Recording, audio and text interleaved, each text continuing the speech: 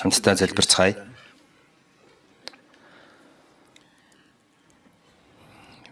Биднийг хайрладаг, ариун инэрэнгүй бидний Бурхан амин.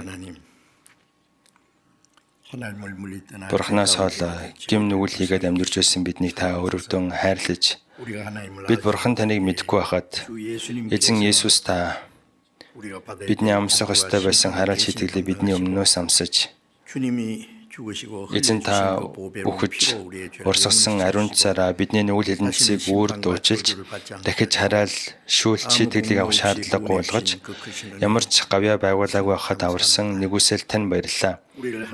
Бидний Бурханы хүүхэд болгож, мөнхийн Бурханы усад орох сүр жавхлантай найдварыг өгсөн энэ бүх нэгүсэл талархаж алдар магтаалыг Бурхан таньдаа өргөж байна.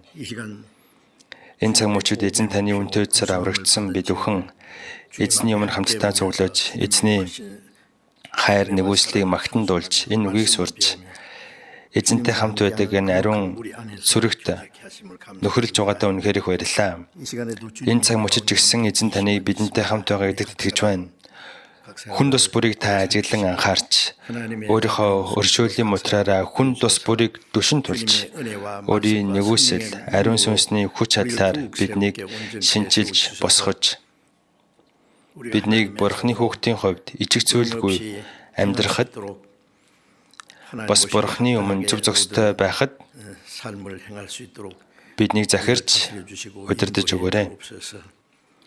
Улс дээр байгаа манай чуулган, дэлхий дээр байгаа манай чуулган, бас хэцүү хүн нөхцөл байдал дотор итгэлээс ахин амьдарч байгаа бүхий л ахын дүүстэй эзэмтэй хамт байж, энэ төгсгөлийн үед эзэн таны өсөж байгаа тэр авралын агуу ажиллагаа явагдахад та тусалж, мөн манай ахын дүүс ч гэсэн эзэн таны өссөн дагуу амьдрахад та эрхмээр хэрэглэж, үг тунхаглаж байгаа бүх номлож нарт мэрэгүү ухаан, хүч чадал, ариун сүнсний тусламжийг та үзүүлж, эзний сайн мэдээг илүү хүчтэйгээр тунхаглаж, олон хүний сүнсийг эзэн таны төвөрлөө эргүүлэн авчирч аврах агуу ажлыг та явуулж өгнө. Итгэлээрээ сул дорой ахын дүүс, мөн өвчтөй, зовлонтой ахын дүүс, олон зовлон бэрхшээл донд байгаа ахын дүүс байгаа үлээ. Та нэг бүрчлэн анхаарлаа хандуулж, зохистой нэгүслээ үзүүлж, нэг ч хүнийг бүдэргүй хаар та захин хамгаалж өгнө. Цаг тутамд бидний явах ёстой замыг зааж өгч, мөн өөрийн сайн хүслийг бидэнд илчилдэг эзэн минь, энэ цаг мөчид гисэн бидэнд илчлэхийг хүсэж байгаа өөрийнхөө ариун үгийг, мөн бид бүхэн эрхэн яаж амьдрах ёстой вэ гэдгийг та зааж өгнө. Эзэн Есүсийн нэрээр гуйн залбирлаа. Амен. Магтан дуудуулна.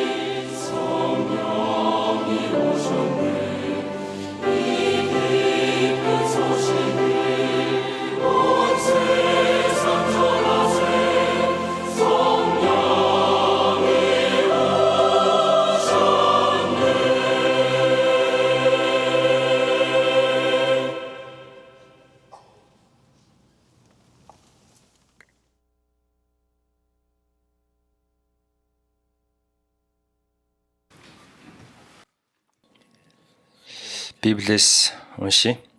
Матай 19. Матай 19-ийн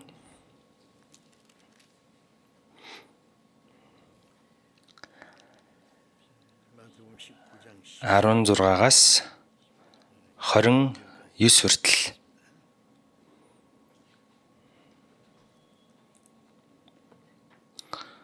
Матай 19-ийн 16-аас ахуулаад би уншия.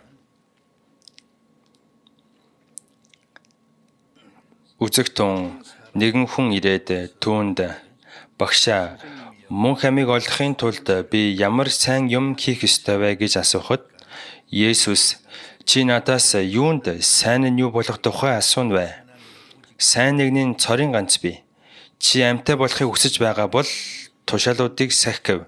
Тэр түнд алийг нь гэхэд Есүс чи хүн буул, чи бүү завхаар, чи бүү хулгаал, чи худал хуурмаг бүү гэрчил, эцэг эхээ хүндэл, чи хөршөө өөрийн адил хайрл гэжээ. Залуу эр түүнд энэ бүхнийг би сахисан. Надад өөр юу дутагдаж байна вэ гэхэд Есүс чи төгс байхыг хүсэж байвал явж хөрөнгөө зарж ядуусдаг. Тэгвэл чи тэнгэрт эрдэнэстэй болно. Тэгээд ирж намайг даг гэлээ. Залуу энэ үгийг сонсоод гунигтайгаар холдон явлаа. Учир нь тэрээр маш их хөрөнгөтэй байв. Есүс шавнартаа үнэнээр би танарт хэлье. Баян хүн Тэнгэрийн хаанчлалд орох нь нэм бэрх. Би танарт дахин хэлье. Баян хүн Бурхны хаанчлалд орохоос тэмээ тэвний сүвчээр нэвтрэх нь илүү хэлбэр гэв. Шавнар нь үнийг сонсоод ихэд гайхан. Тэгвэл хэн аврагдаж чадах вэ гэцгээхэд Есүс тэднийг хараад энэ нь хүмүүст боломжгүй. Харин Бурханд бүх юм боломжтой гэж айлдав. Тэгтэл Петр түүнд хараач бид бүхнийг орхиод таныг дагсан. Тэгээд бид юу хүртэх вэ гэхэд Есүс айлцсан нь үннээр би танарт хэлье. Хүний хүү сүр жавхланта синтид залран бүх юм шинжлэгдэх үед намайг дагсан та нар ч мөн 12 синтид залран Израильд 12 овгийг шүүх болно. Миний нэрийн төлөө гэр орон, ах, эгч, дүүс, эсвэл эцэг эхээ, хүүхдүүд, эсвэл эдлэн газараа оргисон хүн бүр 100 дахин ихийг хүртэх бөгөөд мөнх амийг өвлөх болно.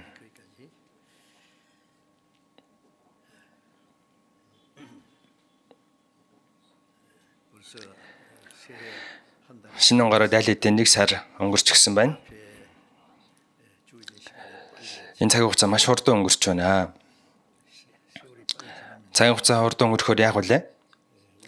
Бидний энэ дэлхий дээр амьдрах өдрүүд тэр чинээгээр багасаж эзний өмнө очих өдөр ойртож байна гэсэн үг. Эзний дахин ирэх үе тун ойрхон болчихсон байна.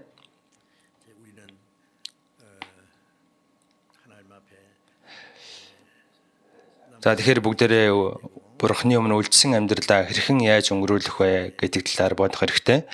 Бас бидний итгэл Бурхны өмнө зөв байна уу гэдгийг харж өөртөө дүгнэлт хийж Бурхны өмнө илүү зөв дүр төрхөөр итгэлээр амьдрья гэж чин сэтгэлээсээ хүчээж хүсэх хэрэгтэй. Өнөөдрийн үгэн сэдэв бол мөнх ам ба эд хөрөнгө.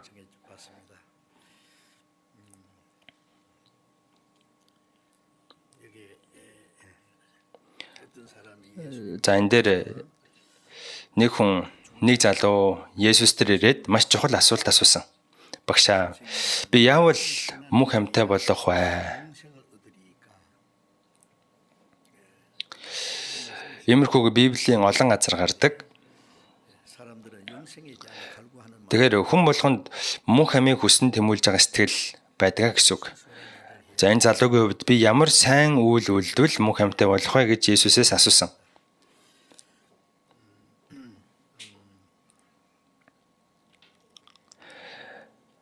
Энэ үгтэй ойролцоог Библиэлд хэд удаа гардаг. Энэ үед болохоор Есүс чи мөнх амьтаа болохыг хүсэж байгаа бол тушаалуудыг сахиа. Ямар тушаал вэ гэсэн чинь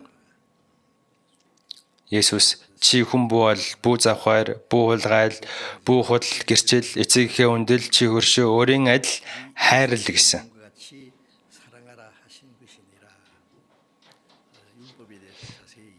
Хуулийн талаар эзэн маш дэлгэрэнгүй тайлбарлаж өгсөн. Тэгсэн чинь залуу би бүх хуулийг сахисан. Одоо надад юу дутаж байна вэ гэж асуусан. За энэ хүн болохоор Есүсийн айлтсан бүх хуулийг, бүх тушаалыг сахисан гэсэн. Тэгсэн чинь Есүс чи төгс болохыг хүсэж байгаа бол өөрийнхөө эд хөрөнгийг зараад ядуус тарааж өгөө.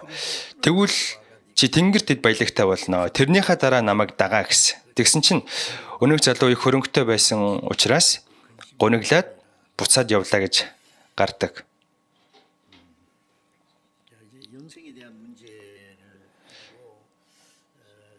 Мөнх амийн талаар одоо энэ залуу нэлээд уул нухацтай бодсон. Гэтэл одоо энэ залуу өөрөө мөнх амийг их буруугаар ойлгоцсон явж исэн. Марк 10:17 дээр нэг хүн эзний өмнө ичээд ирээд өвдөг сөгдөж их даруугаар чин сэтгэлээсээ эзнээс гуйсан. Сайн багшаа, мөнх амийг өвлөн авахын тулд би юу хийх вэ? Эзний өмнө өвдөг сөгдөж байгаад чин сэтгэлээсээ Есүсээс асуусан. Бас нэгэн удирдагч Есүсээс сайн багшаа, мөнх амийг өвлөн авахын тулд би юу хийх ёстой вэ? Лук 10 дээр згсэн нэгэн багш мөнх амийг өвлөн авахын тулд би яах ёстой вэ гэж асуусан.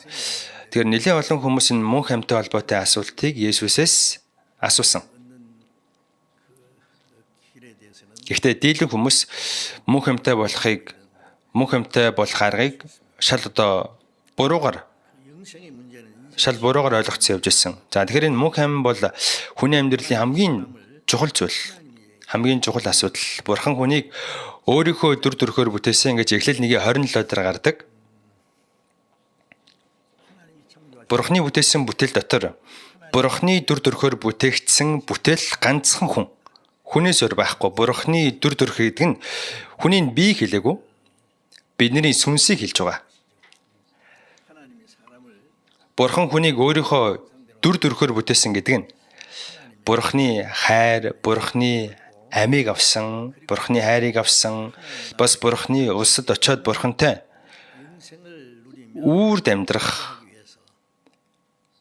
үрд байх мөнх амьтай болох гэж Бурхан хүнийг өөршигөө болох гэж өөрийнхөө дүр төрхөөр бүтээсэн. Номдогчоос 3:11 дээр бүх хэмээг тэр тухайн цагт нь сайхнаар бүтээсэн. Тэрээр хүмүүний зүрхэнд үрд мөнхийг суулгажээ гэж гарч байгаа. Тэр хүний сэтгэл дотор үрд амьдрах юмсан гэсэн хүсэл байдаг. Хүний бие бол зууч насалж чадахгүй шүү дээ. Зууч өрөхгүй хүн. За мөнх амьтай болох юмсан гэсэн сэтгэл өгсөн гэж юм. Тэгэхээр одоо юу гэсэн үг вэ?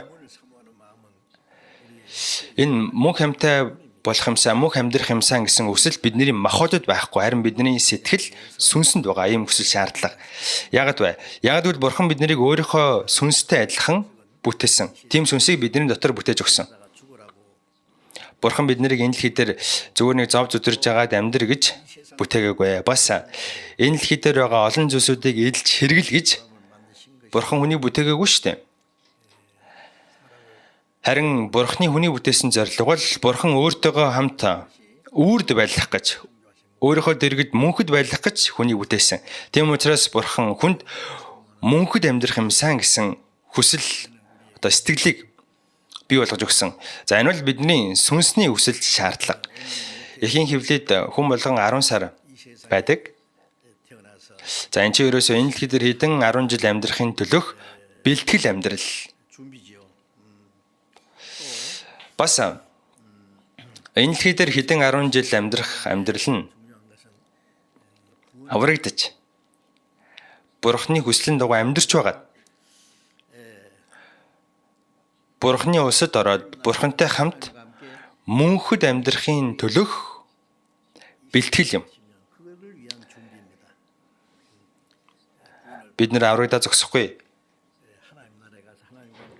Бурхны улсад орж Бурхантай хамт мөнхөд алдар бас тэр магтаалыг хүртэж амьдрнаа. За яавал тэгвэл тэгж амьдрах вэ гэдэг талаар маш олон үг Библиэлд гарч байгаа. Ийм үг гэдэг те агуултай 7 жилийн дараа голио болдгоо. Голио болоход бас агуултай нэлээ олон жил зарцуулж байгаа үз. 7 жилийн дараа голио болдгоо гэж байна. За бас шалбагт байдаг агуултай хэсэг хугацааны дараа өвсний үнс дамжин дээш авирж агаад сон болоод нисдэг. Мэднэ үстэй. За бас уут агуултай ч гэсэн хувраад эрвээх болдог. Уутнаасаа гараад эрвээх болоод нисэж явдаг. Мэднэ үстэй. Тэр хүний энэ бие махбод энэ дэлхий дээр хэрхэн яаж амьдрах вэ гэдэг чинь нэг сонь зүйл биш. Харин бидний сүнс өхөл хаашаа явах вэ? Энэ л хамгийн чухал зүйл. Тэгэхээр энэ мөнх амийн асуудал өөрөө маш чухал.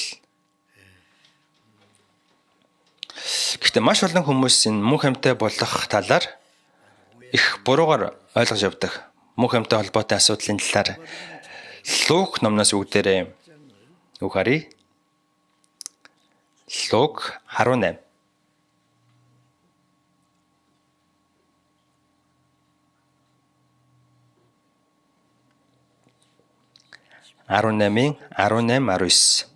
Нэгэн удирдагч түүнээс сайн багшаа мөнх амийг өвлөн авахын тулд би юу хийх ёстой вэ гэж асуув. Есүс түнд чи яагаад намайг сайн гэж дуудна вэ? Бурханаас өөр хинч сайн биш.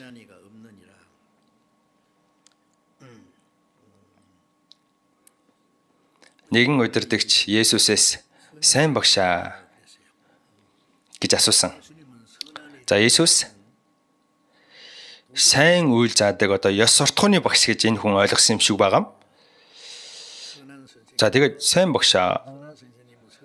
За сайн багшаа та мэдээж сайн юм заадаг байж таарнаа. Тэгвэл би яавал юу хийвэл мөнх амьтаа болох вэ? Тэгсэн чи Есүс чи яагаад намайг сайн гэж дуудна вэ гэсэн. Бурханаас өөр хинч сайн биш ээ. Есүс өөрийгөө сайн биш гэсэн утгаар ингэж хэлээгүй. Энэ удирдагч Есүсийг нэг төрлийн сайн хүн, сайн үйлийг заадаг, ёс суртахууны талаар заадаг сайн багш гэж ойлгож байсан. Тийм учраас Есүс хүмүүсийн дотор тийм сайн хүн байхгүй гэсэн утгаар ингэж хэлсэн. Есүс хүн биш. Есүс бол Бурхан хүний биеийг өмсөж энэ дэлхий дээр ирсэн нэгэн. Есүс бол үнэхээр сайн нэгэн. Бурханаас өөр сайн нэгэн байхгүй гэж Есүс хэлсэнтэй. Есүс ч өөрөө Бурхантай эргэтгэж нэгэн, Бурхантай адилхан. Бид нар харин төрөлхийн гэмтэн бидний зүрх гэдэг бүхнээс илүү хурамч, эдгэршгүй өвчтэй. Зөвдгөн алга, ганц ч алга гэсэн. Зүрх гэдэг бүх зүйлээс илүү эдгэршгүй өвчтэй гэсэн. Хүн болгоны сэтгэл юм. Харин Есүсийн сэтгэл юм биш. Яагаад вэ? Есүс чи Адамын үр удам биш шүү дээ. Гэм нүгэлгүй төрхийн тулд онгон бүсгүй хөвлөд бүрлдсэн. Исая 7:14 дээр үзэгт нэгэн онгон бүсгүй хөл хүндтэй болж хүү дүрлэнэ гэсэн. Тэгэхээр Есүс хүний биетэйгээр төрхийн тулд онгон бүсгүй хөвлийг 10 сар зээлсэн. Тэгэхээр Есүс Адамын үр удам биш ээ. Есүс төрөлхийн зөвхт хүн. Есүс нэг ч удаа гэм нүгэл хийж байгаагүй. Есүс Бурхны гаргасан хуулийг төгс сахсан.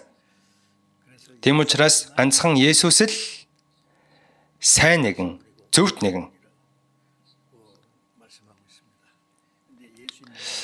Гэтэл хүмүүс Есүсийг хэн бэ гэдгийг мэдэхгүй байсан болохоор зүгээр сайн багшаа гэдээсэн. Тэгэхээр нь Есүс та нар яагаад намайг сайн гэд байгаа юм бэ?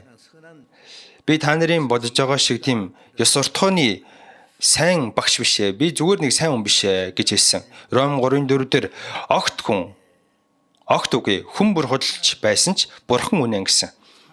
Бүх хүмүүс худалч байсан ч бурхан л үнэн гэж хэлсэн. Ром 3:10 дээр зөвхт хүн алга ганц чалгаа. Тэгэхээр бурханыг харахад энэ дэлхий дээр зөвхт хүн нэг ч байхгүй. Зөвхт хүн гэдэг чинь гим нүгэл хийгээсэн сэтгэл огт байхгүй үнийг хэлдэг. Тэгээд Ром 3:12 дээр бүгд гажиж цөмөөрөө хэрэггүй болжээ. Сайныг үлддэг нь алга бүр ганц жалгаа гэсэн. Мөн Ром 3:23 дээр бүгд нүгэл үлдсэн тул бурхны алдар суд хүрдэггүй авчаа. Бүх хүмүүс нүгэлтэн. Бүх хүмүүс нүгэл хийсэн. Тийм учраас хинч бурхны алдар суд хүрэхгүй гэсэн.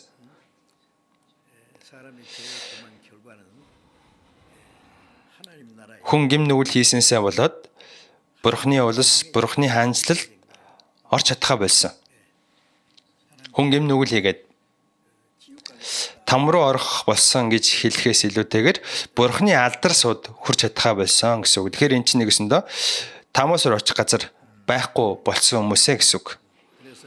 Исая 64:6 дээр бид бүгд буузар бүхий л зөв үйлс маань бохир хувцс мэт. За хүн мэдээж сайн үйл хийдэг. Зөв юм хийдэг. Гэхдээ хүний хийж байгаа бүх зүйл бурхныг харахад хувцс өмсөхөд бол өмссөн маань гэхдээ бохир хувцс өмссөн байгаатай адилхан. Бохир гэмтэн бохир хувцс өмсөж байгаатай л адилхан харагддаг. За тэгэхээр одоо ийм байдалтай нэг ч хүн бурхны өмнө зогсож чадахгүй. Тэгэхээр хүний үйлддэг бүх зөв зүйл нь бурхныг харахад бохир хувцс мэт. Сайн үйл нь уул нь сайн үйл. Гэхдээ хуурмаг сайн үйл, хоёр нүртэй сайн үйл. Хүн яг жинхнээсээ үнэнгээсээ сайн үйл үлддэггүй. Яг л одоо нөгөө бэлэгний хайрцаг нэг гоё идэг штэ. За цагаан сараар бэлэг ингээл бие биендээ өгдөг тийм. Зарим бэлэгийг ингээд задлаад үзэхээр гаднах хууд нь их гоё гэлгаар ярина. Задлаад үзэхээр дотор нь өстой үнэхээр онцгүй юм байдаг тийм. Заримдаа бүр ялзарсан алим хүртэл байж идэг штэ. За буудал баглаа нь бол их гоё. Тэгсэрний дотор нь их муухай байдаг. Загуунтай адилхан гаднаас нь харахад шашинлаг, сүсэг бишрэлтэй, завүр зарим нь буян үйлддэг, сайн үйл хийдэг, олны хайр хүндэтгэлийг хүлээдэг. Гаднаас нь харахад бол их л мундаг хүмүүс байдаг. За ингэж амьдрах юм бол мөнх амьтаа болно гэж тэр хүмүүс боддог. Гэхдээ тийм байхгүй. Бурхныг харахад бол энэ хүний сайн үйл чинь яг үнэн бүрэн сайн үйл биш ээ. Тийм учраас бурхан өөрийнхөө үг болгохын Библиэлд хүн сайныг үйлдэж мөнх амьтаа болж чадахгүй. Сайныг үйлснээр мөнх амьтаа болох хүн гэж ганц ч байхгүй гэсэн. Сайныг үйлдээд хинч мөнх амьтаа болж чадахгүй. Тийм хүн ганц ч байхгүй. Мөнх амьтаа болно гэдэг чинь зөвхөн Бурхны хайр ба Есүс Христээр дамжин ирсэн энэ нэгүсэл итгэснээр мөнх амьтаа болдог. Өөр мөнх амьтаа болох ямар ч арга байхгүй. Гэтэл хүмүүс үнийг мэддэггүй. Тэгээ хүмүүс за ийм юм хийх юм бол тийм юм хийх юм бол мөнх амьтаа болно гэж бодоод байдаг. Иохан 3:16 дээр Бурхан ертөнцийг үнэхээр хайрлсан учраас цорын ганц үг өгсөн. Яагаад хайрлсан бэ? Бурхан хүнийг өөрийнхөө дүр төрхөөр бүтээсэн болохоор хүнийг өрөвддөг, хүнийг хайрладаг. Тэгээд Бурхан хүнийг хайрласандаа цорын ганц үг өгсөн. Цорын ганц үгээ хүмүүсийн сүнсийг аврахын төлөө золилтын дахил оргилгож загалмай дээр цовдлуулсан. Тиймээс хүүд итгэдэг хинч мөхөхгүй харин мөнх амьтаа болно гэсэн. Мөхөх хэмтэн мөхгүй байх аргыг Бурхан зааж өгсөн. Иохан 5:24 дээр түүнд итгэгч нь мөнх амьтаа болох болно. Үхлээс гítэлж аминд шилжсэн гэсэн. Итгэвэл. За бас Иохан 5:39-дээр та нар бичвэрүүдэд мөнх ам бий гэж боддог тул тэднийг нэгтэлдэг. Тэдгээр намайг гэрчилдэг билээ. Энэ Библиэлд хүн мөнх амьтаа бол харгыг бичсэн байгаа. Есүс мөнх амийг хүмүүст өгөх гэж энэ дэлхий дээр ирсэн. Иохан 6:40-дээр хүүг харж түнд итгэгч бүр мөнх амьтаа байх нь эцгийн минь хүсэл юм аа. Бурхны хүсэл бол Есүс Христээр дамжуулан мөнх амьтаа болох.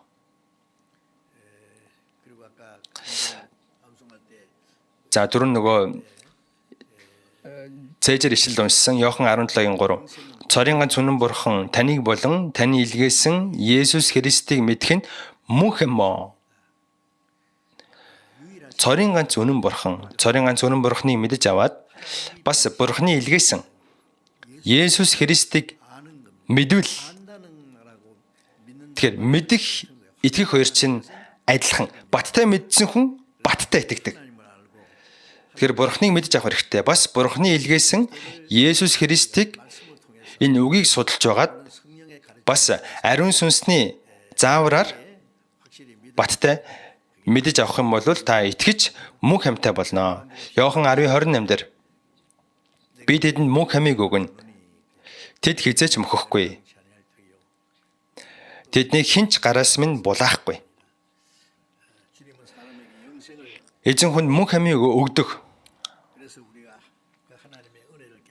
За тэгэхээр бүгдээрээ бурхны нэгүслийг ухаарч аврагдах юм бол аврагдсан мөнх амьтаа болсон, дахин төрсөн гэдэг чинь бүгдээрээ л нэг утгатай үгнүүд. Бид нэр бурхны нэгүслийг баттай ухаарч аврагдсан. Тэгэхээр бид нар аль хэдийн мөнх амьтаа болцсон. Бид нар үхлээс гítэлж ам руу шилжсэн.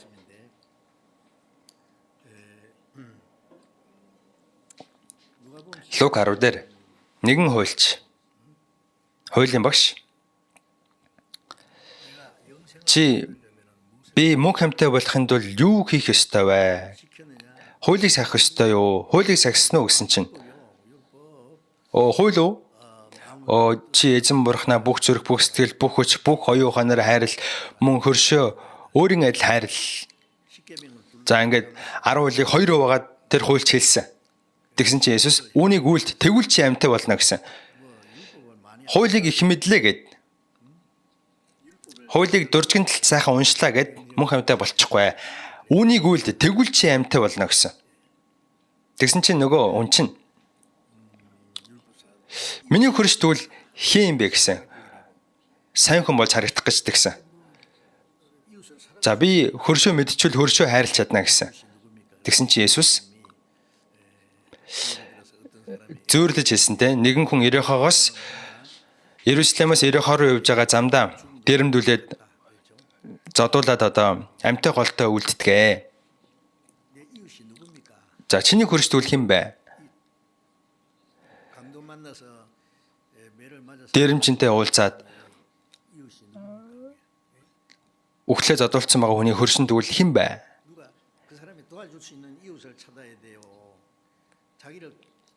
За энэ хүн одоо өөрт нь туслах хөршөө хайх хэрэгтэй. Хөршин одоо түүнд туслах гад өөрөө ирэх ёстой юу? Хөрш чинь хэн бэ гэж асуучаад Есүс яагаад энэ дээрэмдүүлсэн хүний талаар хэлсэн бол? За хуульч чи аль хэдийн хуулийг зөрчсөн. Чи нэг өсөндөө бурхныг харахад ингээд амьтаа голтой үлдсэн хүнтэй адилхан байна. За чи туслах хөршөө хайх биш. Чамайг аврах чам туслах хөршийг чи хайх хэрэгтэй. За тэгээд нөгөө сайн самар хүний талаар зөөрлөж хэлдэг. Сайн самар хүн замаар явж байгаад нөгөө дээрэмчинтэй таарсан хүнийг харж өрөвдөөд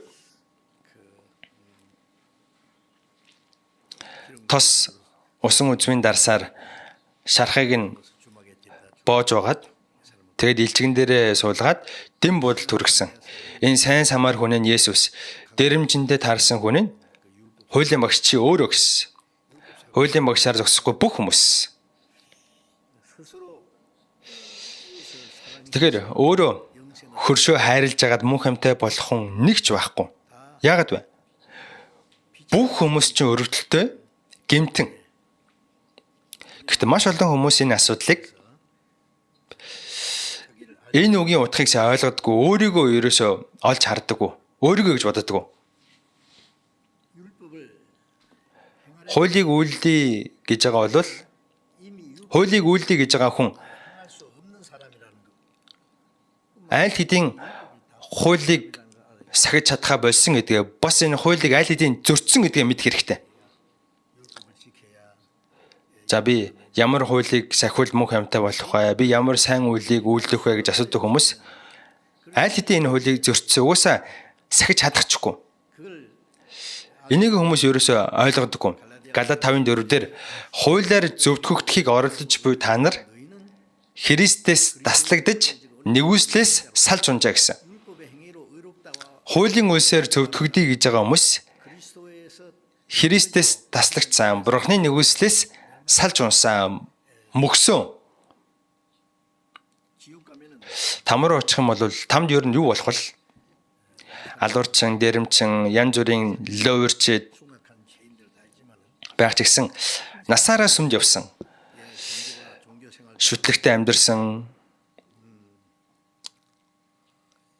итгэс үсгтэй амьдарсан хүмүүс тамд очиод хоорондоо уулзсан. Там юу гэж бодож байна? Там руу очиод тэр живсааны ирдсэн байж та. Чи бас ирдсэн юм уу? Тэр нөгөө цанганы ахлагч байж та. Тэр пастор ирдсэн байж та. Яг уу тоглоом юм шиг санагдаж магадгүй л та, гэхдээ л тийм болно. Өөр аврагдаагүй ээжэж сайн хүн шиг царайлаад энэ шашинлаг сүсэг бишрэлтэй амьдрэх хүмүүс байдаг. Гэхдээ тэр хүмүүсийн сайн үйл нь жинхэнэ сайн үйл биш, жинхэнэ сайн зүйл биш л дээ. За би ямар сайн үйл хийвэл мөнх амьтаа болох вэ гэсэн. Тэгсэн чи Есүс чи хуулийг сагсан уу? Ямар хууль вэ гэсэн чинь хүн бүү бол хүнтэй бүү завхаар, бүү хулгай хий, бүү худал гэрчил, эцэгээ хүндэл, хөршөө өөрийн бие адил хайрл. Би бүгдийг нь сагсан. Одоо надад юу дутагдж байна вэ? Энэ хүн хөрштэй хохирол үзүүлэхгүй байхыг хөршөө хайрлж байна гэж ойлгоод байсан. Шал буруу ойлгоцсон явж байгааз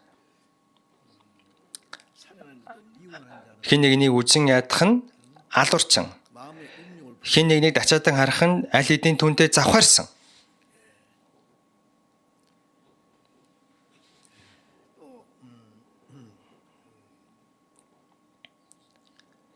Хөршөө өөрийн адил хайрлаа гэсэн. Хөршөө өөрийн адил хайрлахын тулд яах ёстой вэ? Өсөж байгаа байгуу бол өөрөө өсөж байгаа юм шиг тэр хүнийг хооллох хэрэгтэй. Нүцгэн хүн явж байгаа бол өөрөө нүцгэн байгаа юм шиг тэр хүнийг хувцлах хэрэгтэй. Хөршөө яг өөрийн бие адил хайрлах хэрэгтэй. Тэгж хайрлах чадах уу? Чи эзэн бурхнаа бүх зүрх, бүх сэтгэл, бүх хүч, бүх оюун ухаанаараа хайрл. Чи сэтгэл байж ингэж чадна. Тэгвэл бүх зүрх, бүх сэтгэл, бүх хүч, бүх оюун ухаанаараа бурхныг хайрладаг хүн хөршөө өөрийн бие адил хайрлаж чаддаг. Тийм биз дээ? Гэхдээ бүх зүрх, бүх сэтгэл, бүх оюун ухаанаараа бид нэр бурхныг хайрлаж чадах уу? Бид нэр заримдаа бурхныг ашиглах гээд байдаг шүү дээ. Бид нэр бурхныг ер нь ингэж хайрлаж чадах болов? Бурхныг хайрлаж чадахгүй байгаа хүмүүс яаж хөршөө өөрийн адил хайрлах юм бэ? Бурхныг бүх зүрх, бүх сэтгэл, бүх оюун ухаанаараа хайрлаж чадж байгаа хүн хөршөө бүх зүрхээрээ хайрлаж чадна. Бурхныг хайрлах сэтгэл байхгүй байгаа болохоор хөршөө та өөрийн бие адил хайрлаж чадахгүй байгаа юм. Энэ хүний хувьд болохоор би бүх хуулийг сагсан гэж ам бардам хэлсэн. За тэгвэл одоо надад юу дутагдж байна вэ гэсэн. Чи тэгвэл төгсөрсөн юм байна. Тэгвэл чи өөртөө байгаа бүх юмээ зараад ядуу хүмүүс тарааж өг. Тэгвэл чи тэнгэрт эд баялагтай болно гэсэн.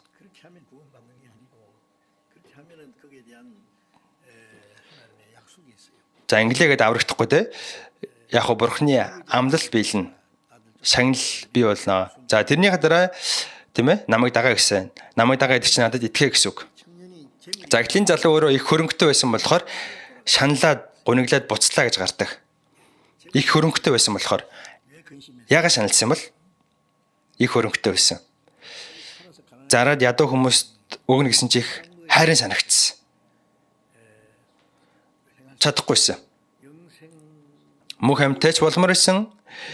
Эд баялагтайгаач баймар исэн. Хөршөө өөрийн адил хайрлагсан.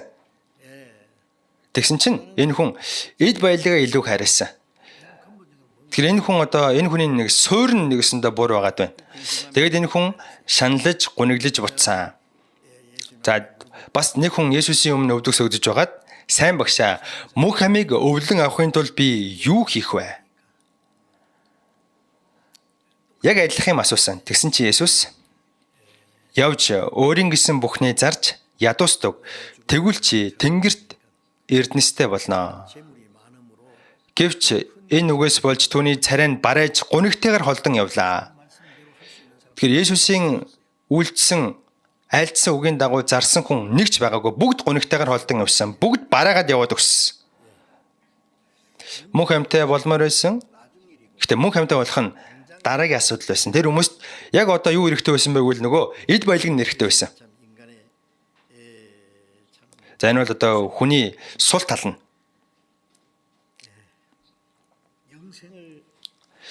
Мөнх амийг өгч чадах нэгэн мөнх амийг авъя гэж байгаа хүн нь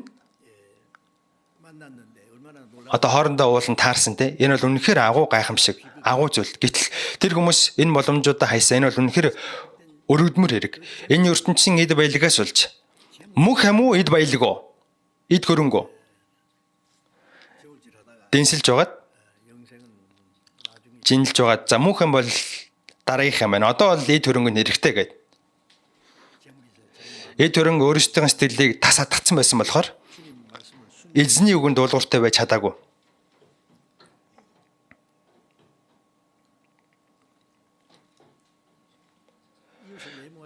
Хөршөө өөрийн биед хайрлахгүй жиж хуулийг сагсан гэж хэлсэн.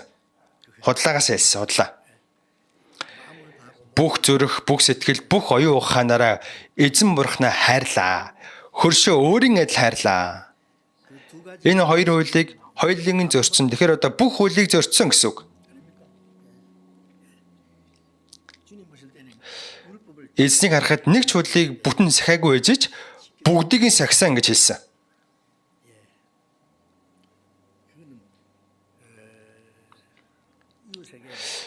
Хөршөө муу зүйл хийгээгүй бол хөршөө энэ чинь хайрлаж гин гэсэн үг үстэй гэл тэр хүмүүс ойлгож ирсэн. Чи төгс болмоор байгаа бол өөрийнхөө эд баялагийг зарж ядуус тарааж өгөө. Хөршөө өөрийн биеэл хайрладаг хүн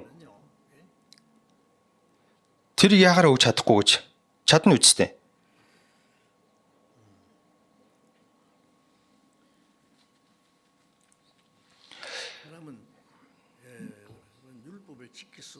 Хүн хуулийг сахиж чадахгүй гэдгээ бүр хүлээн зөвшөөрөх хэрэгтэй, өчөх хэрэгтэй. Өччөхөд. Тэгээд бурхны нэгүсэл, өршөөл, уучлалыг хүсэх хэрэгтэй. Луг 18 дээр нэгэн татвар баригч гардаг. Бурхан минь нүгэлт намайг өршөөгөөч. Бид нар хүмүүс яг ингэ л хэрэгтэй.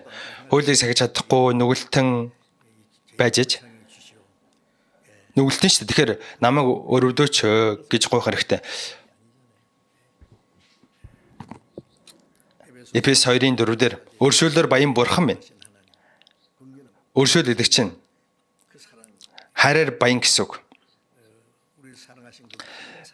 Биднийг хайрлсан агуу хайраараа өршөөлөөр баян бурхан маань алдаа зөрчил дотроо өссөн биднийг амьд болгосон. Тэгэхээр энэ бурхан маань хайраараа өршөөлөөр биднийг аварсан. Тэгэхээр бид нэр бурхан минь би энэ хуулийг сахиж чадахгүй, сахих хүчж байхгүй. Би гэмтэн гэд үнэнгээ хэлээд өршөөл гуйх хэрэгтэй. Тэгм бол тийм ээ аврагдана. Бид нар тэгж аврагдсан шүү дээ.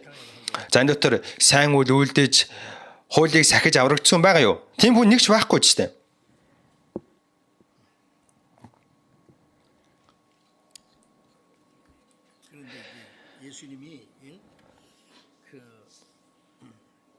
За Есүс чи өөртөө байгаа эд баялгаа зараад ядуус тарааж өгөө. Тэрнийхээ дараа намайг дагаа гэсэн.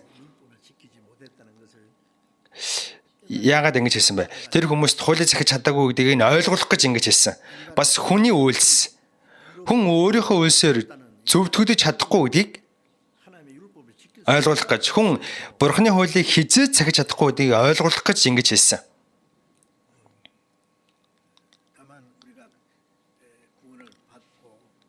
Бид нэр аврагдаж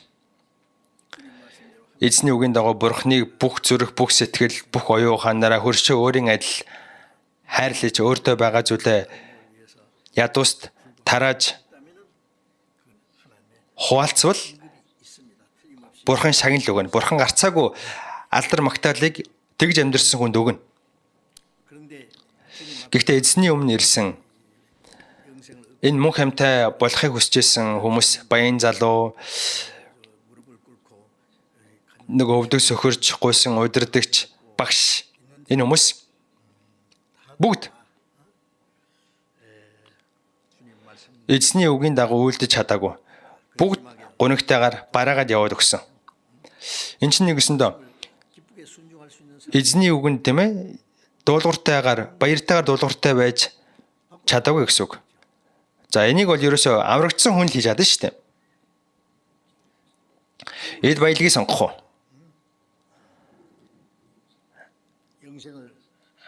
Аль эсвэл мөнх амийг сонгох уу? Энэ асуудлын хооронд нь дунд нь зогсож байгаад мөнх амьтай уулчмаар байдаг, эд баялагаа хаяа ихээр хайран байгаад байдаг. Дунд нь ингэж тэнэгэлзэж байгаад эд баялаг нь эд хөрөнгө нь өөрт нь чухал гэж бодоод хожим авах тэр алдраас илүү алдрыг орхиод буцаад явж байгаа хүмүүс зөндөө байсан. Та бүхэн сайн ойлгохгүй гоц. Энэ мөнх юм одоо өөрийнх нь тэр өчүүхэн хөрөнгнөөс нь 7 дор зүйл юм уу? Колосе 3:5 дээр шунхаарл нь юу гэлээ? Шүтэн шүтэх явдал юм а гэсэн. Илч Паул шунхаарл бол шүтэн шүтэх явдал юм а гэсэн. Илч Паул ингэж хэлсэн. Лук 12:15 дээр аливаа шунлаас өөрсдөө хамгаал болгоомжил. Хэн нэгний ам өмч хөрөнгийнх нь элбэг дэлбэгээс хамаардаггүй. Шунлын аливаа хэлбэрээс өөрсдөө хамгаал гэсэн. Тэгэхээр хүн ер нь эд баялагаасаа уулж л сүрч мөхнө.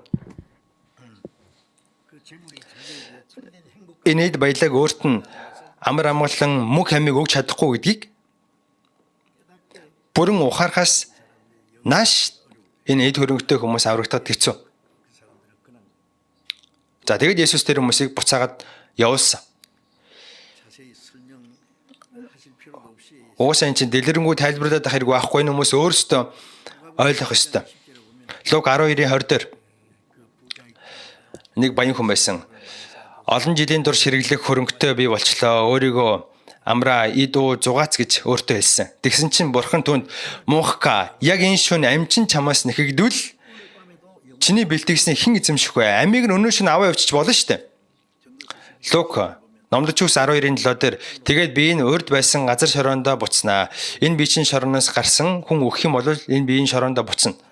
Хүн өгөх юм бол өөд боллоо буцлаа гэдэг тийм ээ. Байсан газар руугаа буцаад явдаг. Харин энэ сүнс нь үүнийг өгсөн Бурхандаа буцгаажээ. Өнөө шин амийг чинь чамаас нэхвэл чи яах вэ? Энэ амийг Бурхан өгсөн чи Бурхан өөрөө дуудана. Бурхан өөрөө нэхэд авч чадна. Тэр сүнс нь Бурханы улс руу орох уу?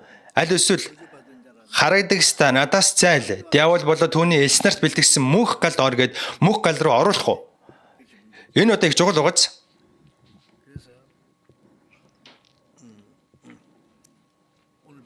Мөнхка яг энэ шүн амчин чамаас нэхэгдвэл чиний бэлтгэсэн хэн эзэмших вэ? Хичнээн их хөрөнгө мөнгөтэй байсан ч.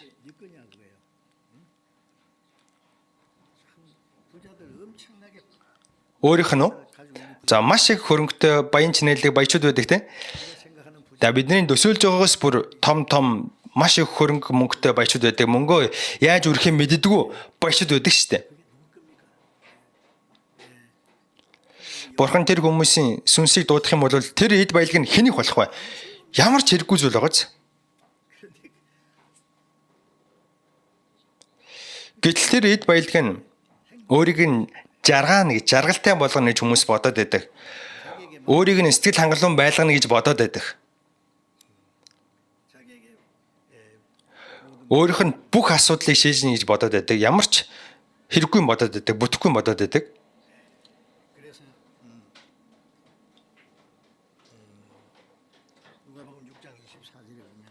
Лук 6-гийн 24, 25 дээр. Лук 6-аас бүгдээрээ олж уншия. Лук 6.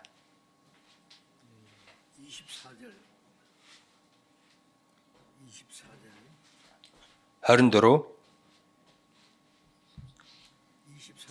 25 хамт уншия.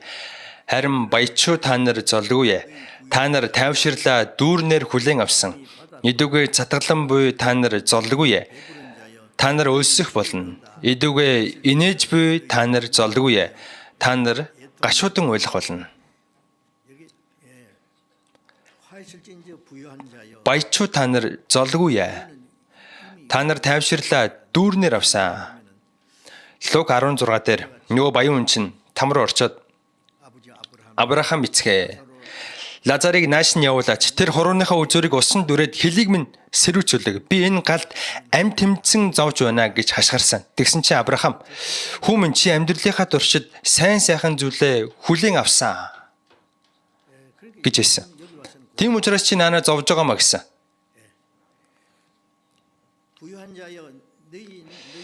Баячуу та нар тайвширлаа хүлээн авсан.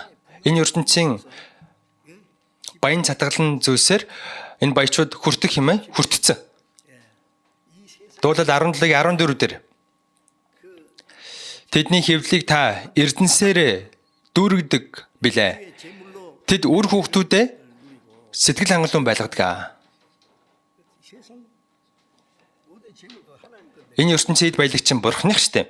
Тэгэхээр энэ баячууд тэрэнгүр сэтгэл хангалуун байсан. Бурхны өөхийг хүсэж байгаа аврал мөх амиг тэр хүмүүс ерөөсө тоогоогүй. Тэгэхээр тэр хүмүүс аль хэдийн тайвширлаа хүртсэн. Энэ ертөнцийн хүмүүс эд баялаг 6 цэнгэл энэ жаргалаараа энэ ертөнцийн аль хэдийн хүртэх юм хүртсэн. Тийм учраас нанаа зовж тарчилж байгаамаа гэж нөгөө баянд хэлсэн. Энэ дэлхий дээр ингээл баян цэцгэлэн явж байгаа бүх хүмүүс жоохон байж байгаа там руу ороод тэндээ мөнхөд арчлан. Тэгэхээр бид нэр тэрийг нь бодох хэрэгтэй. Тийм учраас энэ үгэн дээр золгүй баячуу та нар гэж хэлсэн. Цатгалан та нар өлсөх болно гэсэн.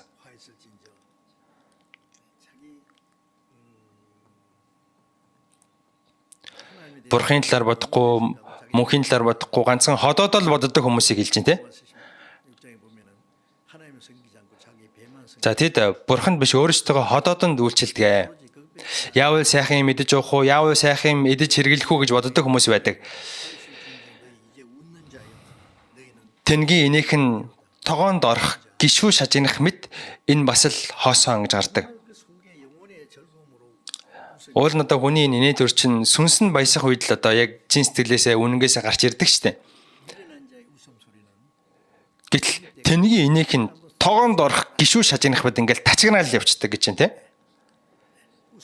Инээхтэй өртөл тэр хүмүүс ч одоо гунигтайгаар инээдэг.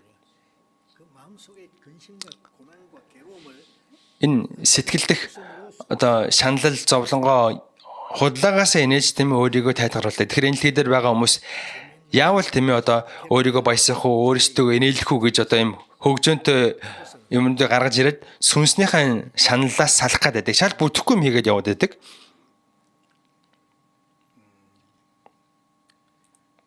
Лук 16-гийн 25. 16-гийн 25.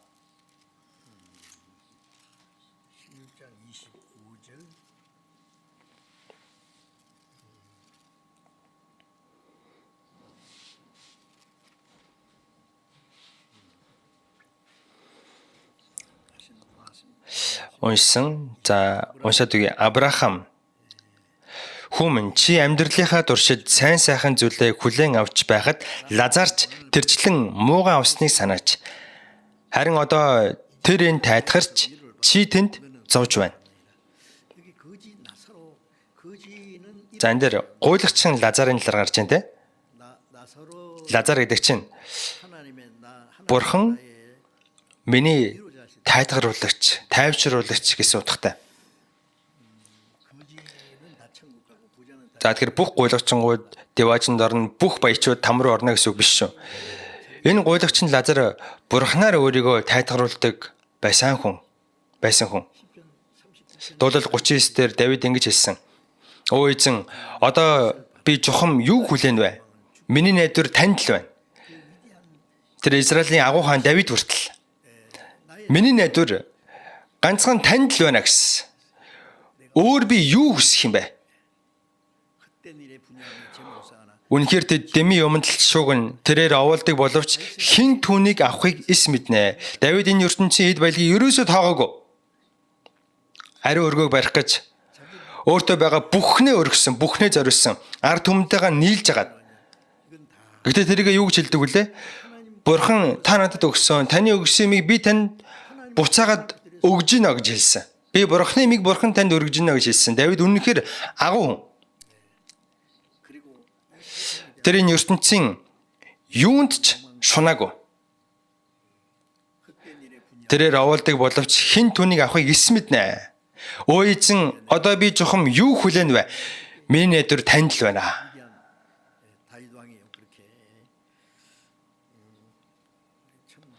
Давид хаан Бурханы өмнө үнэхээр үзэсгэлэнтэй амьдарсан.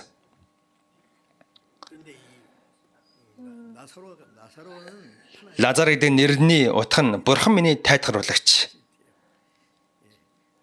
Тэгэхээр энэ чинь бүх гуйлагчин деважинд орно гэсэн үг биш шүү. Сэтгэл нь гуйлагчин хүн. Хоосон гартаа ирээд хоосон гартаа буцдаг. Үнэн биз дээ. За тэгэхээр бид нэр энэ л хэдэр идэх хоол өмсөх хувцастай байх юм бол байгаа олон сэтгэл хангалуун байх хэрэгтэй. Эзэн уусаа биднэрт туслана. Аврагдсан хүн яг ядуу амьдардаг. Ядуу амьдардаг хэрнээ аврагдсан Бурхан найдах юм бол Бурхан заавал тэр хүн туслана. Туслаа л байна. Яков 5-ын 1-ийг харъя. Яков 5-ын 1.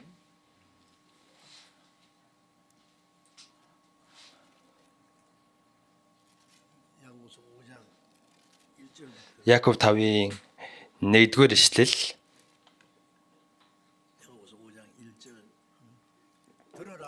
Баян хүмүүс та нар нааш ирэхтэн өөрсөд дээр чинь ирж буй зовлонгийнхоо төлөө уйл оргил эд баялагч нь ялзарч дээлэгч нь хэвэн хорхоо идэж алт мөнгө чинь зэвэрч зэвэн та нарын эсрэг гэрч болж махотыг чинь гал мэт залгина.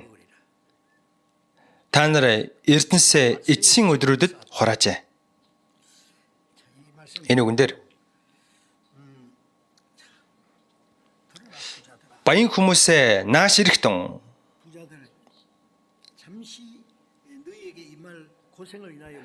өөрсөд дээр чинь ирж буй зовлонгийнхоо төлөө уйл орил. За баян байх тэгээд гим гэсэн үг үү? Баян байх гим нүгэл гим гэсэн үг биш шүү. Баян хүн өөрийнхөө эд баялагтаа ханддаг. Баян хүн Бурхан өөрт нь хэрэгтэй гэж боддоггүй. Бурхан сайн итгэдэг, Бурханы өмнө сайн амьдардаг баян хүн ер нь байдгүй. Баян хүмүүс өөрийнхөө сүнсийн талаар ерөөсөө боддоггүй шүү дээ. Мөнгө байх юм бол бүхнийг хийж чадна гэд бодцдог. Тэгээ бод явдаг. Хүнийг хүртэл худалдаж авч болно.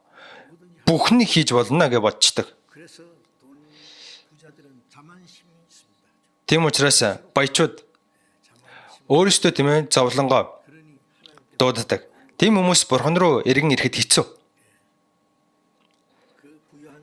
Тэгэхээр баян чанарыг байх чинь тийм сайхан зүйл бас биш шүү дээ. Өөрсөд дээр чинь ирж буй зовлонгийнхоо төлөө уйл орил эд баялаг чинь ялзарч дээлийг чинь хэвэн хорхоо идэж алт мөнгө чинь зэвэрч За ингэсэн чинь нэг хүн өнж одоо зөв арилгагч бодис гараад ирсэн шүү дээ. Одоо цэвэрсэн зүгээр алт мөнгө зэвэрх юм бол зөв арилгагч шүршээл арчаал болоо. Бүр болохгүй бол будчихна. Тэгдэг болцсон. Та нар Эрдэнэсээ эцсийн өдрүүдэд хураажаа гэж. Тэгэхээр төгсгөлийн ойртох тусам бас Христэд итгэж хүн хүртэл эзэн дахин ирэх өдрийг хүртэл бид нэр тийм ээ үн цэнийг бодох, мөнгөний үн цэнийг, эд баялагын үн цэнийг бодох бодлоо баг багаар одоо сулруулах хэрэгтэй. Бид нэр эзэн ирэх үед бүхнийг 0 болгоод энэ хөрөнгө 0 болгоод явах хэрэгтэй. Эзэн ирэх юм бол бүх эд баялаг 0 болно шүү дээ. 0 болохоос өмнө бүгдийг нь сайн хэрэглээ, зөв хэрэглээл явах хэрэгтэй. Юу гэж бодож байна?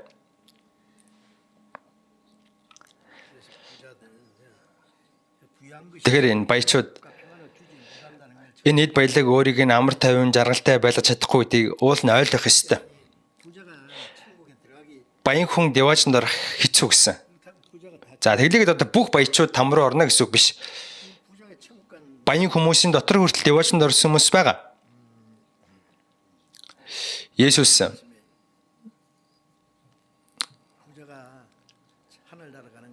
баян хүн деважинд орох нь тэмээ зүүнний сүүгчээр нэвтрэхээс хэцүү гэсэн.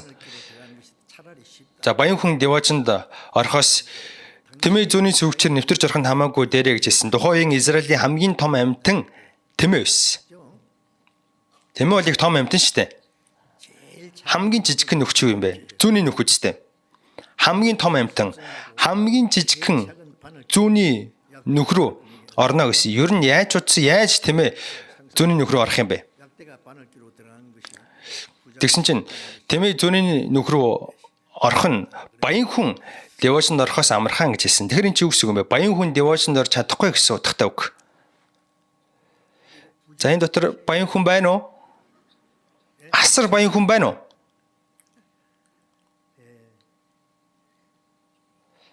Манай чуулганд айхтар том баян хүн байхгүй. Дэлхийд танигдсан баян хүн байхгүй шүү дээ. Би багасаа л их ядуу амьдэрсэн. Над шиг ядуу амьдралтай хүн ер нь нэг ховор. За тэгвэл би одоо маш их баярлалдаг. Би хүүхэд байхдаа баян айл төрсөн бол гоё байхгүй да гэж их боддог байсан. Том группийн захирлын хүү болол төрсөн болвол эсвэл одоо ерөнхийлөгчийн хүү болол төрсөн болвол их гоё да гэж боддог байсан. Гэхдээ ерөнхийлөгчийн хүү болоод төрсөн бол яах вэ?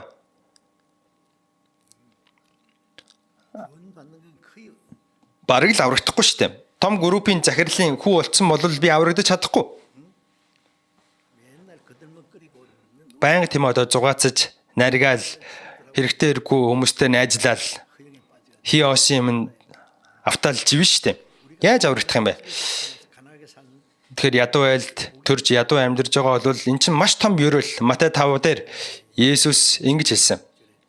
Сүнсэндээ ядуус ёролтой яа. Тэнгэрийн хаанчлал тэднийх юм аа. Ядуус сайн мэдээ тунгаглагдаж байна. Бурхан энэ ертөнцийн ядуусыг итгэл дотор баян байлгахаар сонгож өөрийг нь хайрлагстад амлсан хаанчлалынхаа өв залгамжлагчид болгоогүй гэж юу? Ядуу хүмүүс сайн мэдээд харагдсан ядуу хүмүүсийг итгэлээр нь баян болгож бурхан өөрийнхөө хаанчлалыг өв залгамжлуулна гэж байна. Тэр ядуу байх чинь сайн зүйл, сайхан зүйл.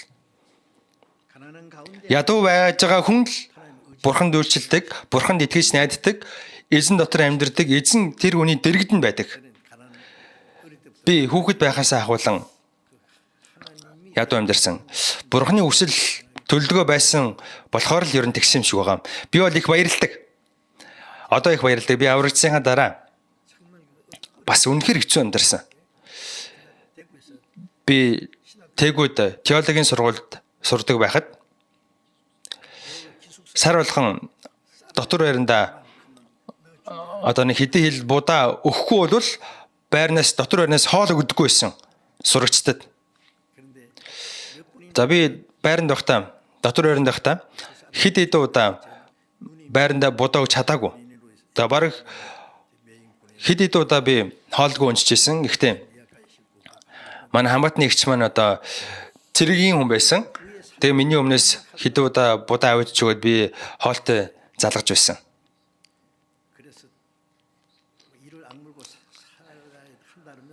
Тэр хойд би одоо шүлээ зууж амьдрах ёстой гэж боддог байсан хэрнээл яаж хийж байгаа л би амьдрна гэж боддог байсан хэрнээл заримдаа ингэж яхаар ер нь өгчдөг юм уу гэж бодож байсан. Ер нь бол зарим хүмүүс бас иймэрхүү байдалд ороод өгдөг. Хит гутрах юм бол амьдрах хүсэлгүй болчдөг.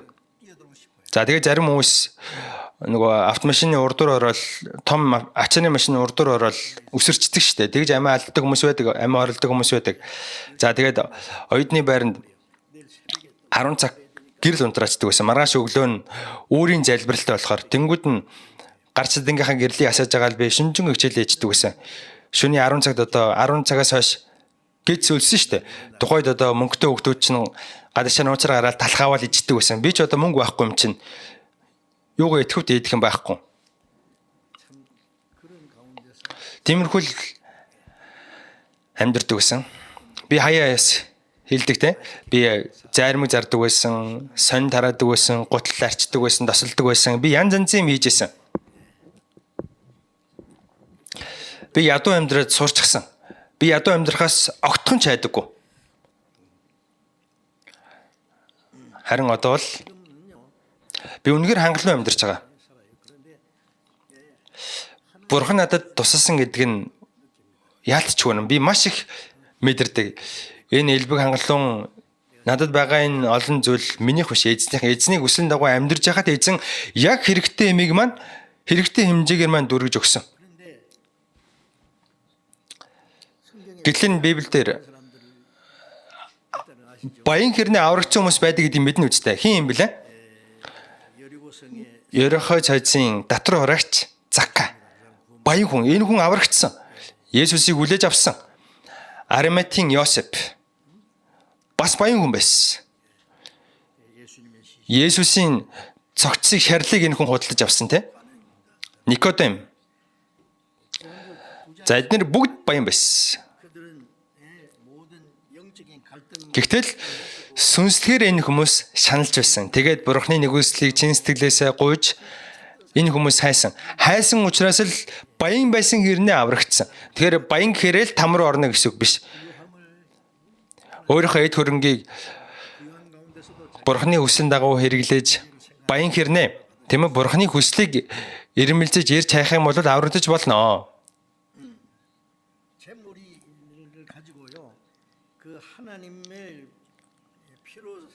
Эд хөрөнгөөсөө болж Бурхан өөрт нь хэрэгтэй гэж боддгоо хүмүүс байдаг. Бурхан шаардлагагүй гэж үздэг хүмүүс байдаг.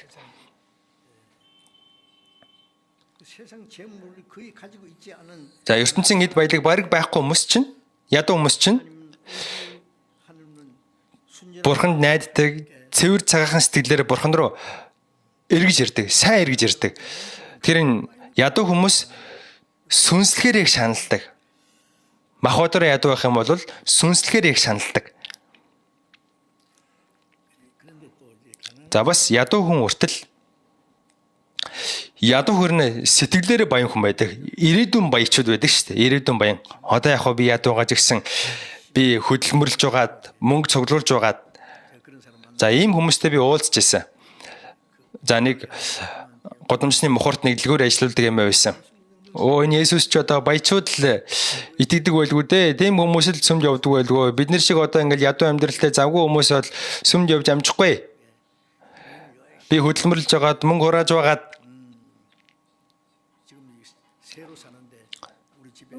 одоо энэ шинэ баригдаж байгаа орон сууцнд би байр авна. Би ер нь 2 барилга авна. Би барилга авна. Ирээдүйн баячууд байдаг. За ийм хүмүүс бол бүр их загуугаас авалж Бурхны талаар, сүнсийн талаар бодох сөхөөгүй ажилдаг. Тэр ийм хүмүүс энэ баян хүмүүстэй бас төстэй аврагдахад хэцүү. Махбод нь ч баян, сэтгэл нь ч баян хүн байдаг. Махбод нь ядуу хөрнө.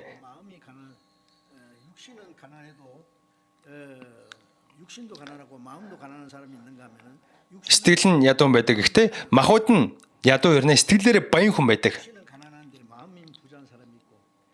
Тэр хүн болгон ер нь өөр юм байлээ.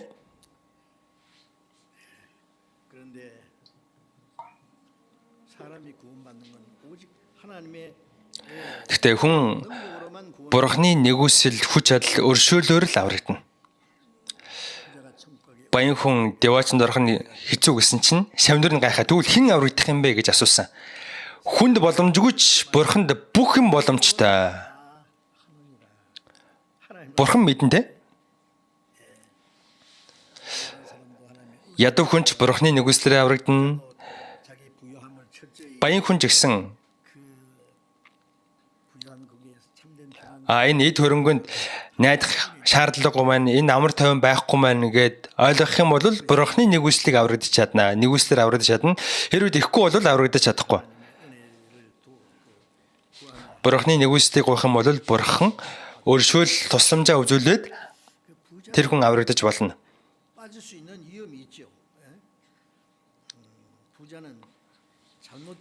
За баян хүмүүс одоо ингээд өөртөө хэрдэх бардаж эрддэг. Жохон мөнгөтэй болчохороо бүх юмыг хийж чадна гэж бодчихдог. Бурхан байхгүй байсан ч сайн амьдарч чадна гэж бодчихдог. Бурхан хэрэггүй гэж бодчихдог. Ингээд маш том андуурч амьдардаг. Илчил 3:17 дээр Лаудик чуулганд би баян хөрөнгөцөнд бол дутах зүйл байхгүй гэсэн. Ингээд өөртөө эрдсэн байсан. Лаудик чуулганы хүмүүс шиг.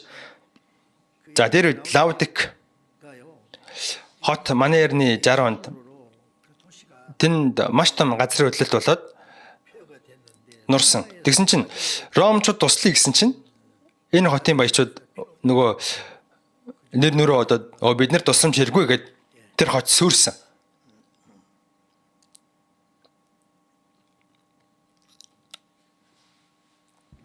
Завсан баян хүн. ертөнцийн юмд баян хүн ертөнцийн юмтэй ойр байдаг. ертөнцийн юмтай наалтчдаг. ертөнцийн ажилд төрчдөг. За миний сайн мэдээд харж ирсэн хүмүүсийн дотор том компани хэд хэдэн захирлууд байсан. Тэр хүмүүс сэтгэлээр амьдрахад үнэхээр хэцүү юм билээ. За аврагдсан үгүй гэдэг нь бас тодорхой байгаагүй л дээ, баттай байгаагүй.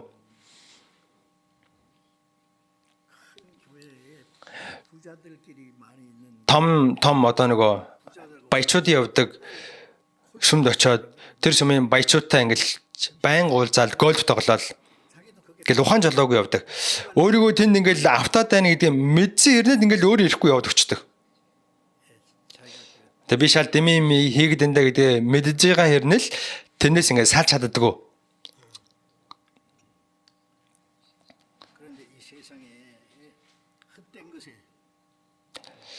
Энэ дэлхийн хиосон зүйлд энэ дэлхийн харагдаж байгаа зүйлд орооцолдол сүнслэг зүйл бурхны амлалтанд хүмүүс ерөөсөө анхаарал хандуулдаггүй. Тэгэхээр ингээд андуурал явж байгаа хүмүүс байдаг. Тэр хүмүүс үнэхээр өрөвдөлтэй. 2 Коринт 4:18 дээр учир нь үзэгдэх юмс бол цаг зуурих, харин үл үзэгдэх юмс мөнхих билээ.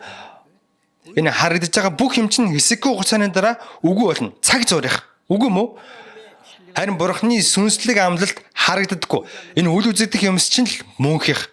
Яаков 4:14 дээр амчин маргааш ямар байхыг та нар мэдэхгүй. Учир нь та нар хэсэг зур үзэгдээ дараа нь арилах өөр манан шүү дээ. Энэ дэлхий дээр байгаа юм чинь хэсэгхэн зур үзэгдээд алга болох өөр манан. Гэхдээ тэгсэн би хэдэн 10 жил одоо амьдрын штэ. Хэдэн 10 жил настай штэ гэж хүмүүс боддог. Гэтэл муухка яг энэ шүн амчин чамаас нэгдэг болно гэж хэлсэн. Бас маргаашаар бүүс ярих, маргааш юу болохыг чи үл мэднэ гэсэн. Залуу хүн зүгтэг, хүүхэд ч зүгтэг. Цэл залуухан эрүүл чирэг хүнч үхдэг. Удлаа гэхэд хэдхэн 10 жил ч тэ. Энэ амьдрал бол дорой. Энэ ертөнцид найдаад байх юм огт байхгүй. Бид нар тунгуудахгүй бурхны мөнхийн амлалт. Бид нар бурхны амлсан энэ мөнхийн амлалтанд итгэж амьдрах ёстой.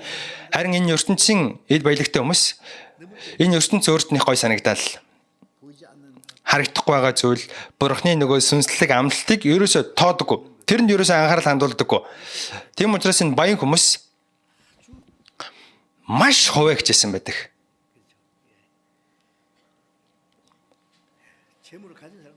Хөрөнгөтэй хүмүүс чинь бүр илүү хөрөнгөтэй болохгүй нөгөө хэмжээгүй хөрөнгөтэй болох гэдэг. Их хөрөнгөтэй хүмүүс нөгөө элбэг хангалуун ая дуртай амьдралаа алдчихгүй гэд айгаал тэрийг хамгаалах гал тэрэндээ маш их ач холбогдол өгдөг. Уул нь өөртөө байгаа эд хөрөнгөө мөнгө төрөг шаардлагатай байгаа хүмүүст тарааж өгье, хуваалцъя гэж боддоггүй. Тэрийг бүр ингээд атгаал, цааш нэгээл, зуурал тэгж амьдэрдэг. Эд баялаг өөрийг нь 50 хамгаалан ая духтай байлгана гэж боддог болохоор бүр илүү цугдуулах гал араас нь ингээл хөөцөлдөөл байдаг. Үхэн үхтлээ тэгж явдаг. Баян хүмүүсийн шунал бол дуусахгүй. Сэтгэл нь чандаггүй. За боллоо гэж ерөөсөө боддоггүй. Төгсгөлгүй.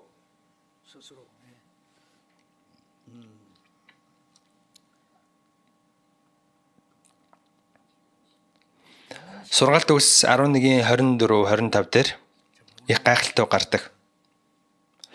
За өдөр олж уншия.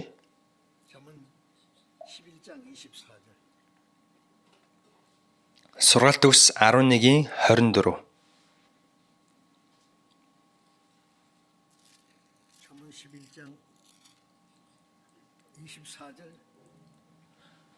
Аруныгийн 24-25-ыг уншия. Харамгүйгээр тараагаад ариужих хүн би, хит нарилсаар ядуурах хүнч би, өгөөмөр хүн өөдлөн дэвжин, өрүүллийг ундалагч өөрөө ч ундлуулна.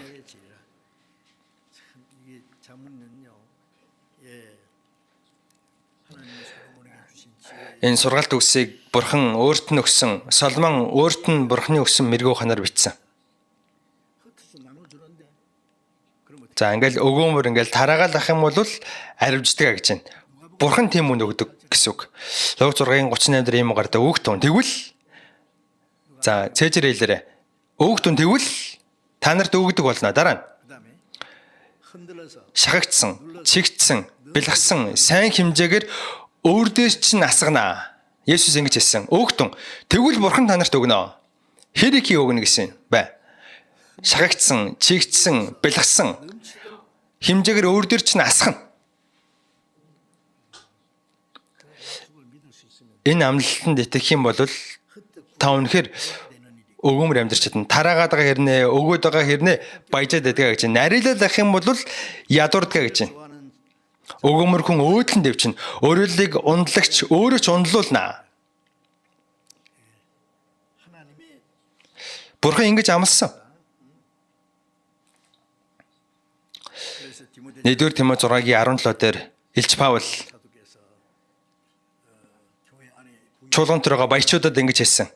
Бие бүү тоо эд хөрөнгийн докторгүй байдалд бүү найд. Харин биднийг баясгах бүхнийг ариунаар хангагч Бурханд найд. Хуваалцах дуртай бай. Өгөөмөр бай.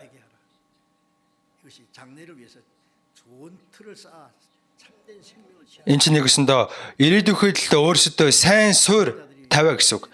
Баян хүмүүс нь битгий өөрийнхөө сэтгэлийг өргөмжил. Докторгүй эд хөрөнгөндөө бүү найдаа. Энэ эд хөрөнгө чинь далавчтай болохоор хизээч нисэд яваад өгч магадгүй. Тийм учраас энэ эд хөрөнгөндөө битгий найд. Сайныг үйлдэж, сайн үйлсээр баян бай гэж байна. За бид нэр сайн үйл хийдэг те. Дэлхийн сайн мэдээ бид нэр оролцож байна. Чуулган сайн мэдээг тарах ажилд оролцож байна.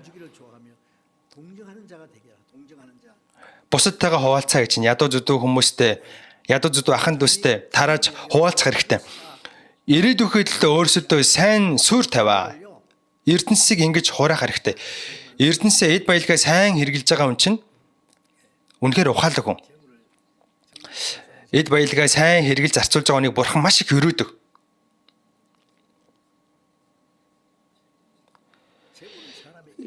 Эд баялагч нэгсэндээ хүний зан чанарыг илэрхийлж байгаа.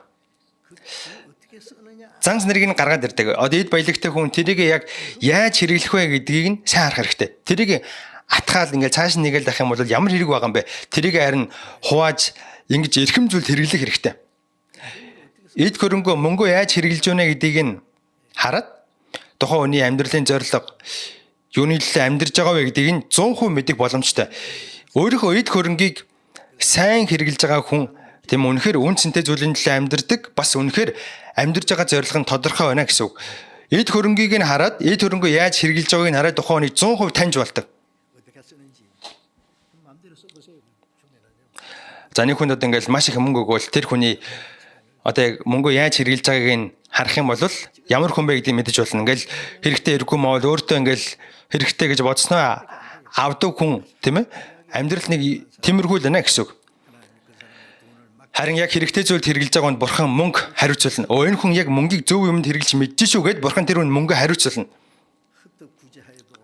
Өгөөмөр хүн, тараадаг хүн аривжиж баяжна гэсэн шүү дээ. Бурхан тэр хүнийг аривжуулна.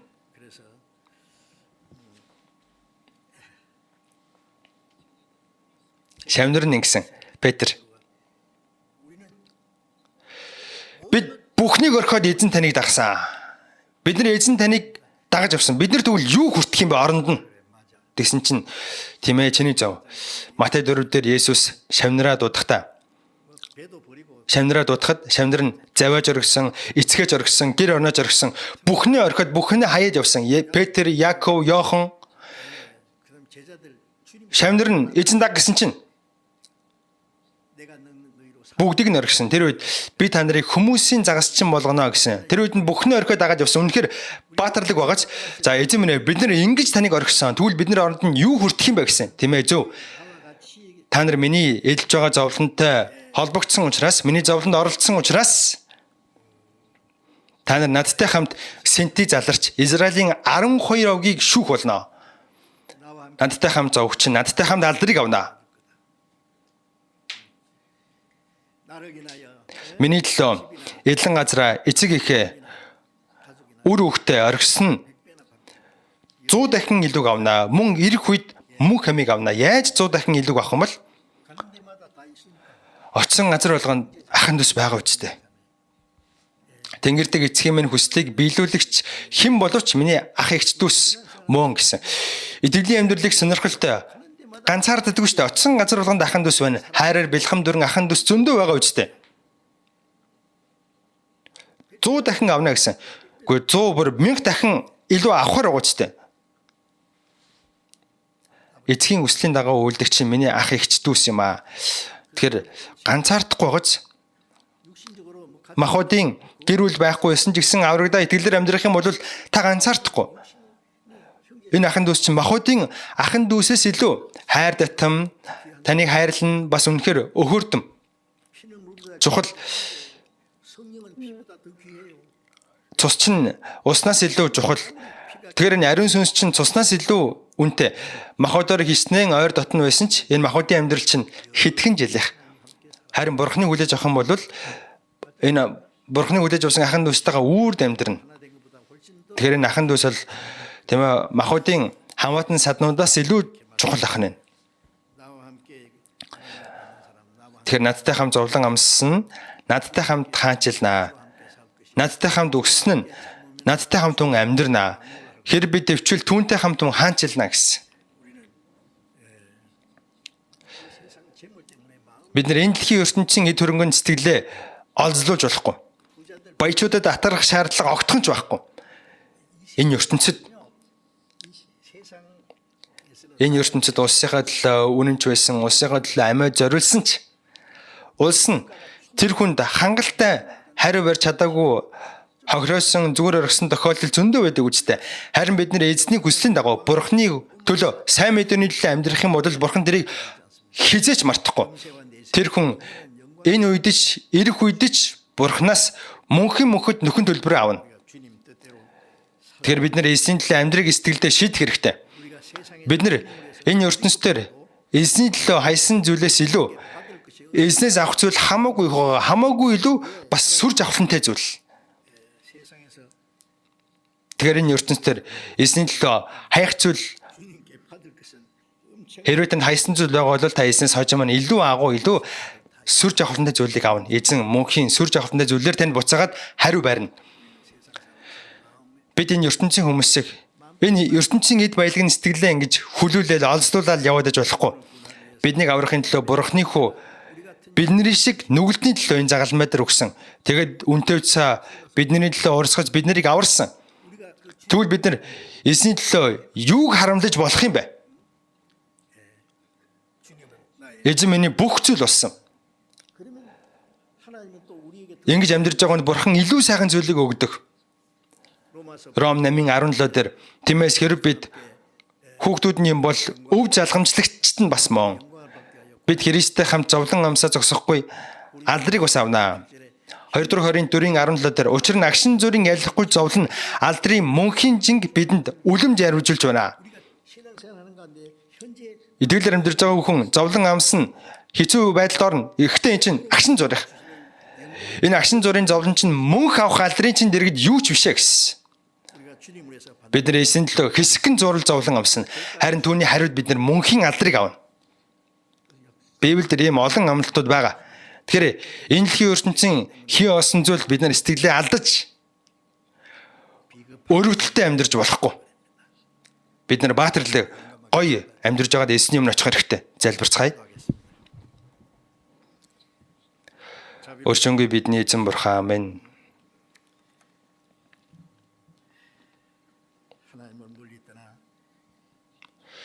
Бурханаас холдож махуудын шунал хүслээ дагаж ертөнцийн хоосон зүйлийн төлөө амьдарч байхад та биднийг аварч ариусган тусгаарлаж эзэнтэй ажиллаж байгаа чуулган дотроо биднийг байлгаж Бурханы хүсэлд бидний дуулууртай байлгаж амьдруулж байгаад баярлалаа. Эзэн та өөрийнхөө үнэтэй цаар биднийг аварсан.